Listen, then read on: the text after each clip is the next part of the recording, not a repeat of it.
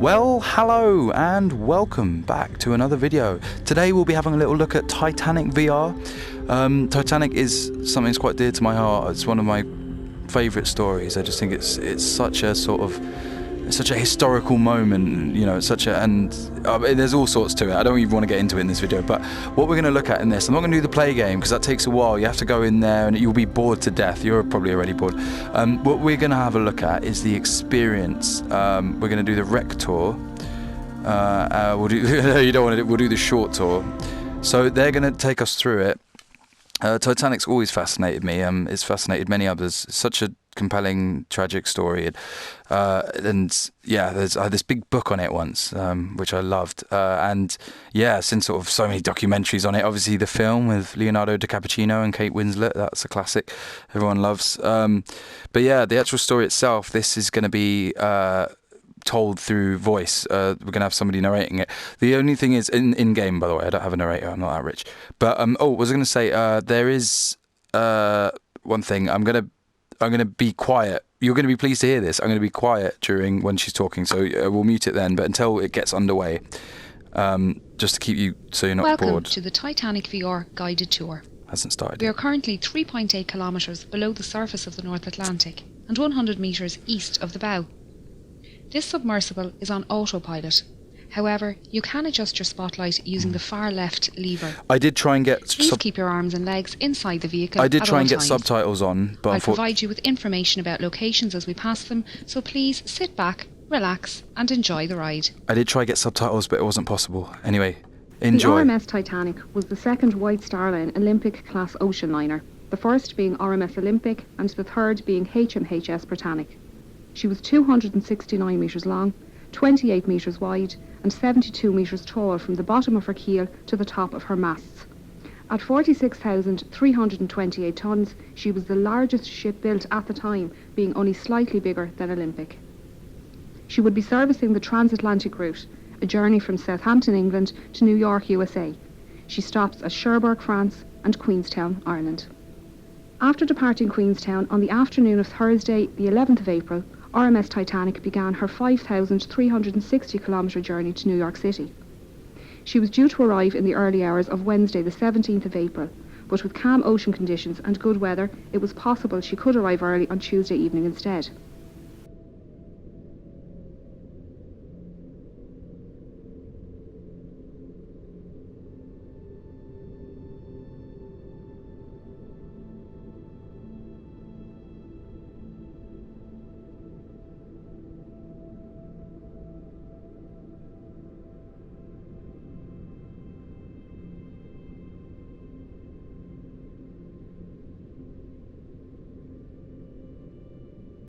The night of the 14th of April was moonless, and a light fog was developing on the horizon. Titanic's captain, Edward Smith, had received a number of ice warnings during the day, and had changed and retired to bed, and First Officer William Murdoch took charge of the bridge as officer of the watch. Titanic steamed ahead until 11:40 p.m, when the lookouts Frederick Fleet and Reginald Lee spotted an iceberg directly ahead.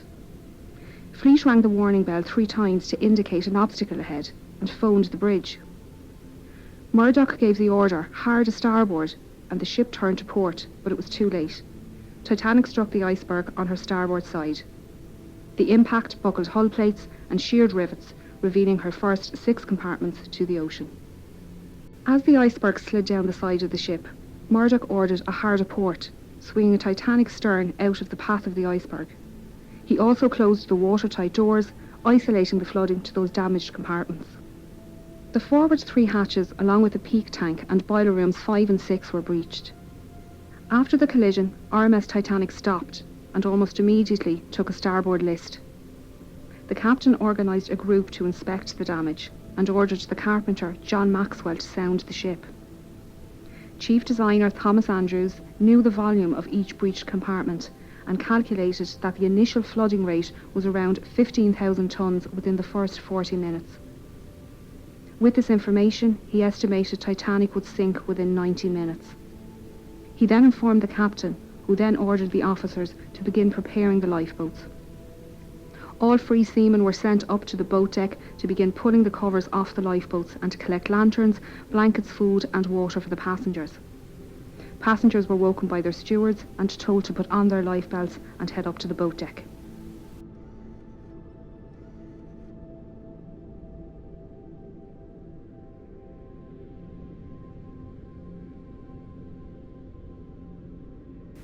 Titanic carried just 20 lifeboats, 4 more than required by the regulations outlined by the British Board of Trade.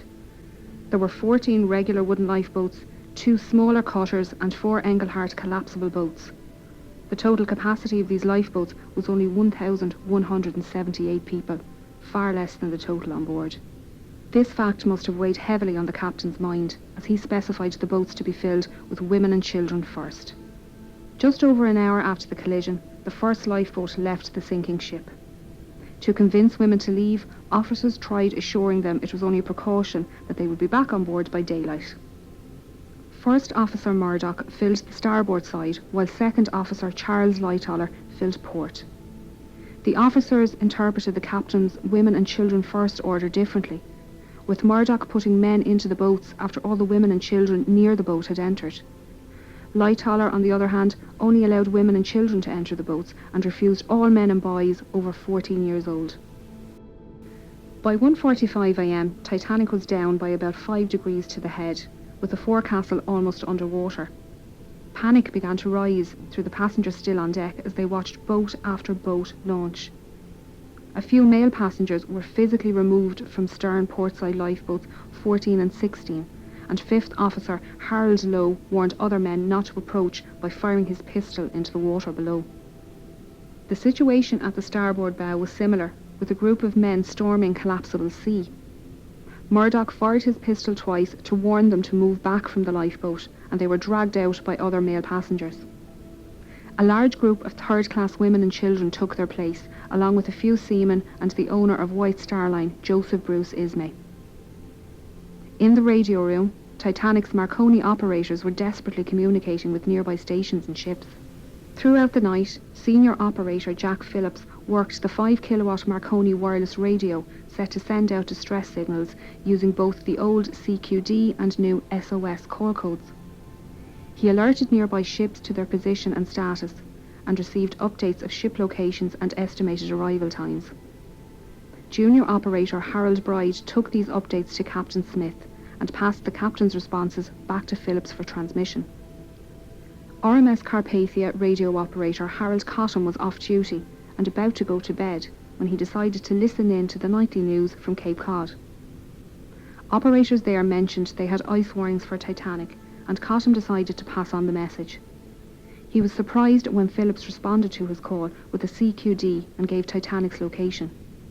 Cotton immediately took the message to Carpathia's captain, Arthur Rostron, who ordered all hands on deck and told Cotton to let Titanic know they were on their way.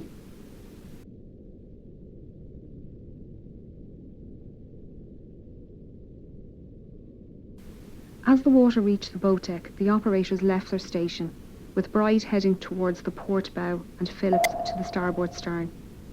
Murdoch and 6th Officer James Moody were standing on the starboard side, loading collapsible A into the davits. Lightoller was on the officers' quarters rooftop, removing collapsible B, when the bridge suddenly ducked under the surface. Waves washed over the decks, carrying people and the collapsible lifeboats into the ocean. The forward funnel collapsed at its base, with the resulting wave crushing the starboard bridge wing and those swimming in the water nearby. The stern rose out of the water, peaking at an angle of around 15 degrees. This placed stress on Titanic's keel, which buckled and twisted, tearing the ship in half and sending the waterlogged bow plummeting to the ocean floor. The tear wasn't clean, with decks failing to hold on at varying positions. The stern, now rapidly filling with water, bobbed on the surface for a few minutes before slipping under. RMS Titanic was carrying an estimated 2,208 passengers and crew, with only 712 surviving the disaster. Those who survived spent the night floating in darkness until RMS Carpathia arrived around 4 a.m. Captain Rostron had pushed the Cunard liner to break her speed record, but it wasn't enough. Titanic had sunk before Carpathia arrived, and they found 20 lifeboats at Titanic's location. Unfortunately, the exact number of victims is unknown, as there were many last-minute ticket purchases and cancellations, and that documentation was lost along with the ship. Of the 1,317 known passengers, over half were travelling third class or steerage as it was known. These passengers couldn't access the boat deck without entering second class or crew areas, meaning many were unaware how to get to the lifeboats and escape the sinking ship. First and second class passengers had no issues making their way to the boat deck, as staircases provided both classes direct access. Many expeditions to find and raise the wreck were proposed over the years, with the exact location of her wreck being unknown. Titanic's coordinates sent out in distress on the night of the accident had been incorrect.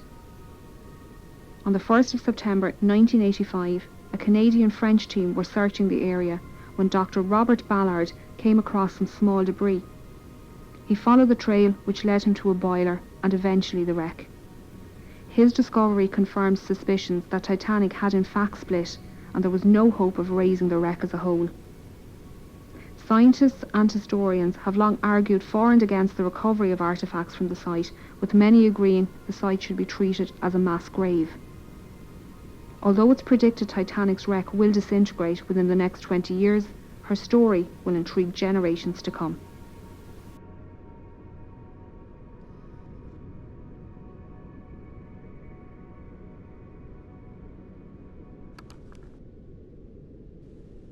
Okay. Yep, I think I unmuted. Yeah, that was the short trip of Titanic, HMS Titanic. Fascinating story. So many questions, so many things. But I mean, yeah, I just wanted to show you that. I don't want this to be too long. But I hope you enjoyed that. If it receives positive feedback, might try and just do the longer one. But yeah, I hope you enjoyed that. Hope you learned something, especially if you weren't aware of the Titanic story or some of the details of it. Thank you. And take care, and I'll see you on the next one. Bye bye now.